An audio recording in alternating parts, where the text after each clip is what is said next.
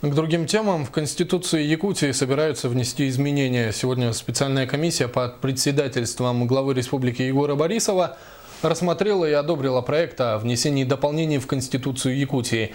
Инициатором выступил сам Егор Борисов. Комиссия рассмотрела 3 поправки, которые в итоге были одобрены. Теперь их рассмотрит научный экспертный совет. Затем предстоит еще одно голосование в Конституционной комиссии. И лишь тогда законопроект направят в парламент республики.